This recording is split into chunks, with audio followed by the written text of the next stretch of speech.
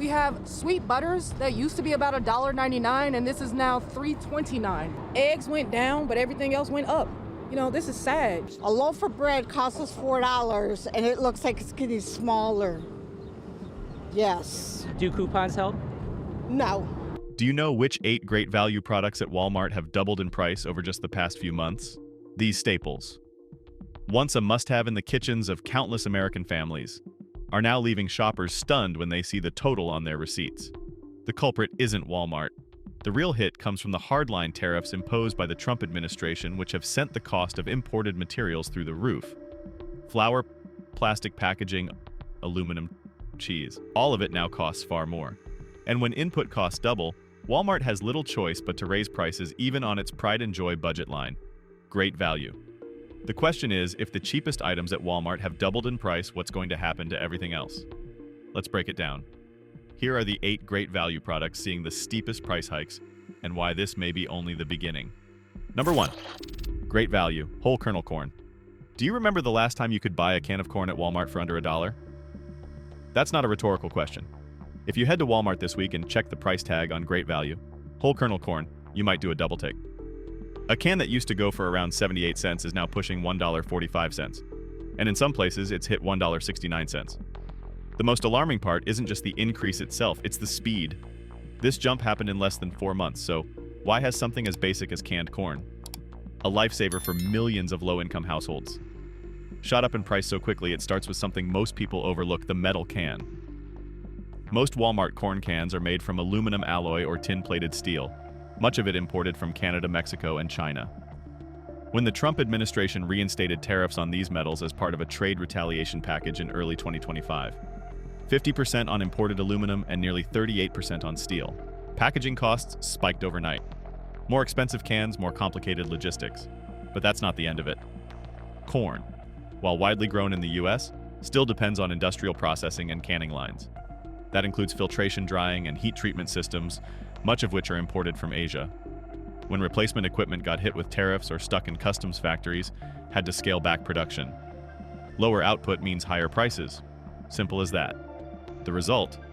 One of Walmart's cheapest products, once a symbol of low prices for every family, has now become a textbook example of how a global supply chain can get twisted out of shape by domestic policy. Now pause for a moment. How many cans of corn do you have in your pantry? Because if prices keep rising at this pace, you might find yourself choosing between buying a can of corn or saving that money for your power bill. That's not an exaggeration. For families living on fixed incomes or government assistance, every single dollar now carries more weight than ever. But here's the thing. This isn't just about corn. The real danger is in the trend. If something as basic as whole kernel corn has doubled in price, what's going to happen to more complex items with multiple imported ingredients? Sure, Walmart could try sourcing more from US suppliers, cutting costs elsewhere, or taking a smaller profit margin to keep prices stable. But if tariffs stick around and input inflation keeps climbing, the line between affordable and out of reach could disappear in a single summer. Do you think the government will step in to correct course? Or are we watching things slide beyond control? Share your thoughts. And if you've already been shocked by the price of a can of corn, just wait. The next items on this list might leave you speechless. Number 2, great value canned tuna in water. For many Americans, canned tuna used to be the perfect go-to. Affordable, quick, and packed with protein. Just a small, simple can. Yet it was a mealtime lifesaver for millions of working people. But what happens when that very staple starts disappearing from daily menus? Not because Walmart stopped selling it, but because the price crossed that invisible line of what people are willing to pay. At the start of the year, great value canned tuna in water sold for around 98 cents to $1.10. Today in some stores, it's creeping up toward $2.09 a can. And no, this time the culprit isn't the can or packaging costs. It's the ocean itself. Most tuna is caught in the Pacific, a region already hit hard by climate change and global fishing quotas. When US trade deals were disrupted by America, First Policy's fishing fleets from the Philippines, Vietnam, and Thailand, 3 of the biggest suppliers of processed tuna, pulled back from long-term contracts with US importers. They shifted to China and the European Union instead, where tariffs are lower and trade rules more predictable. Even with its massive buying power, Walmart couldn't shield itself from shrinking supply and steady demand. Raw tuna became scarce. Processing, cold storage, and shipping costs doubled. And just like that, a can of tuna that once felt cheap as water became something shoppers now have to think twice about. Picture this: an elderly grandmother who used to stock up on 6 cans for under $6. now can only buy 3 for the same amount. The quick tuna lunch for her grandchild, the salad topping for a packed work lunch, or even a high-protein snack for seniors. Each one is being trimmed back little by little. And here's the irony: while Americans are paying more for tuna, international shipments from the same fishing grounds are leaving ports in record volumes. To Japan, South Korea, and Germany, the US, market once the top destination is now lagging behind because of tariffs. It imposed on itself. So if even canned tuna, a product once considered price-proof and rock-solid, is no longer safe from sudden spikes, what's left that you can actually trust to hold its price? Maybe this isn't just about Americans losing buying power. It's about losing faith in the stability of their own market. Do you still buy canned tuna regularly? Take a look at how many you've purchased over the past 3 months. Then ask yourself, when exactly did your habits change without you even realizing it? Number 3, great value mac and cheese dinner. It's hard to find an American who's never had mac and cheese. For millions of baby boomers and Gen Xers, macaroni and cheese isn't just a quick meal, it's a piece of childhood. It's the memory of rushed weeknight dinners mom whipped up after work, or those lazy days when all it took was boiling water to have a warm filling plate. That's why great value mac and cheese dinner has always been one of Walmart's best sellers, especially during back-to-school season. For under 50 cents, you got a box full of pasta, powdered cheese, and nostalgia. But this month, if you think that price still exists, you might freeze for a moment when you see the new number on the shelf, 94 cents. Nearly double what it was just last quarter. Still cheap maybe, but here's the thing. This is only the beginning. This price jump didn't come from a shortage of ingredients, or from higher packaging costs, or even aluminum and plastic tariffs. It's coming from a quiet currency battle playing out behind closed WTO doors.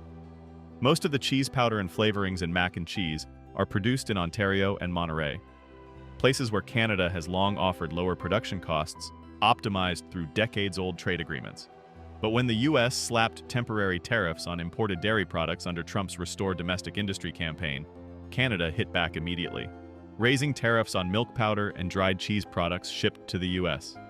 The result: Walmart is stuck juggling pricier ingredients, sometimes even swapping recipes and changing flavors just to keep costs in check. But customers notice right away that familiar mac and cheese doesn't taste quite the same anymore, and it's no longer the bargain they remember. Do you see what's happening here? Childhood memories, the comfort of buying a meal you know, love, and can count on, are being chipped away bit by bit. This isn't just about a box of mac and cheese anymore. It's about something bigger. How many familiar things in our daily lives can actually stay the same? If even the smallest things change, can we really count on the bigger ones? Did you used to eat mac and cheese every week? Drop a comment. What made you stop? Because maybe it wasn't just the price. Maybe it was that creeping feeling that everything is slipping out of our hands faster than we think. Number 4, great value peanut butter. In the kitchens of millions of American households, the peanut butter jar usually sits front and center. Not just because it's quick and convenient, but because it's practically part of America's culinary identity.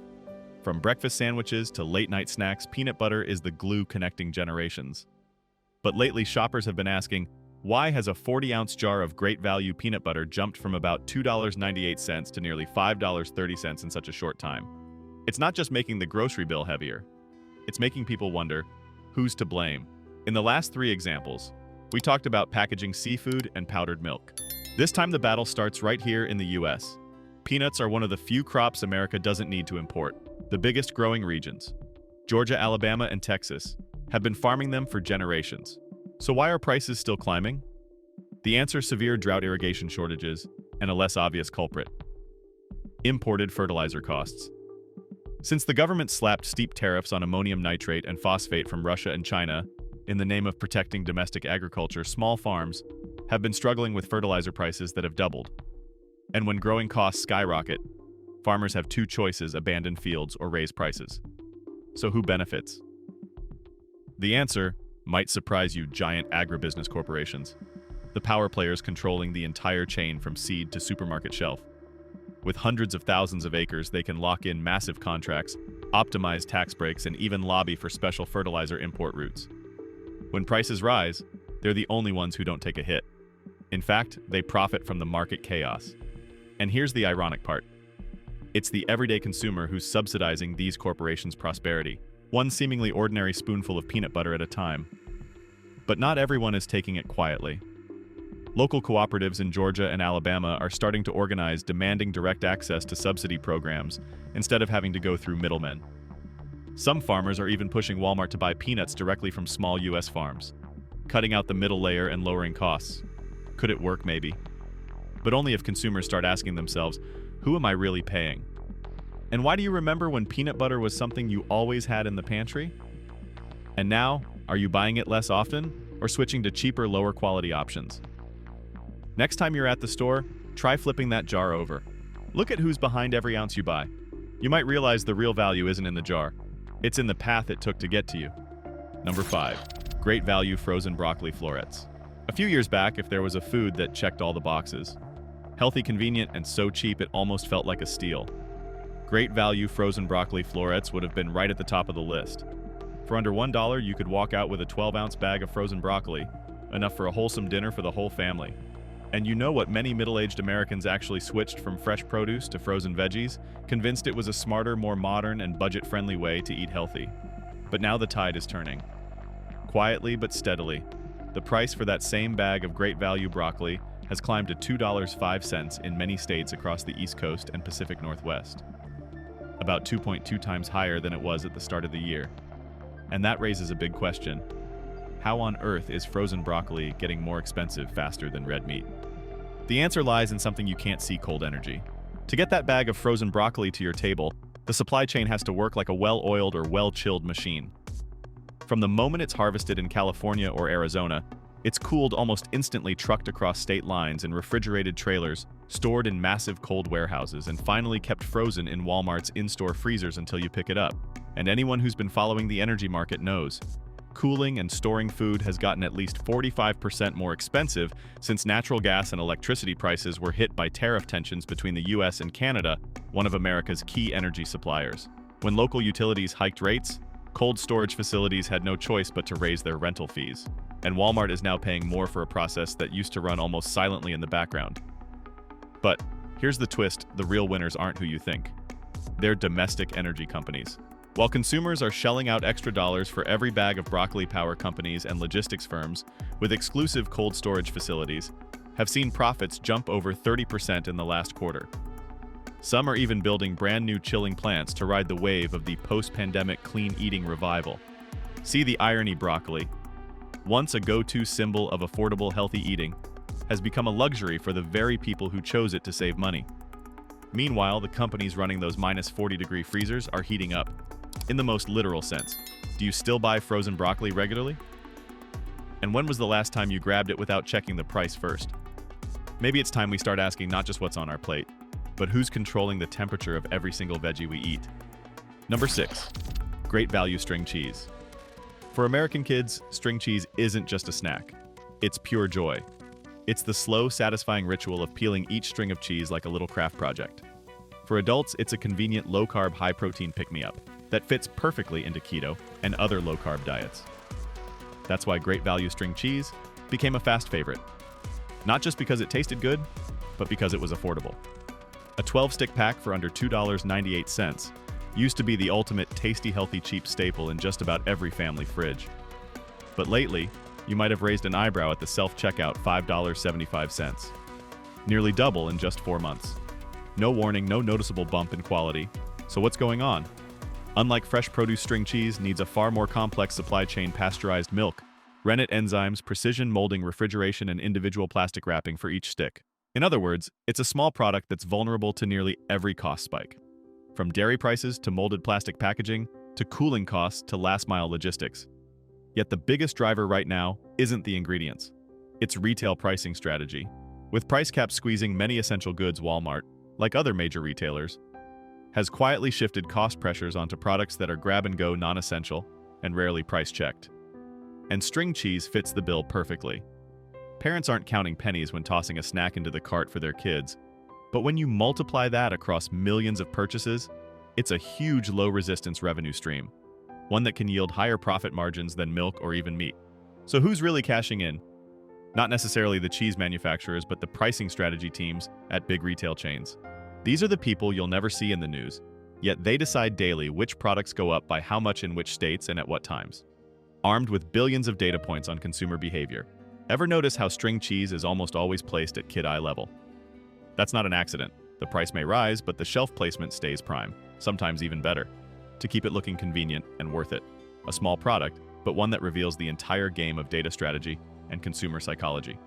Do you still pack a cheese stick for your kid every morning, or have you quietly swapped it out for something cheaper? If you have, you're not alone. But that's where the bigger picture comes into focus.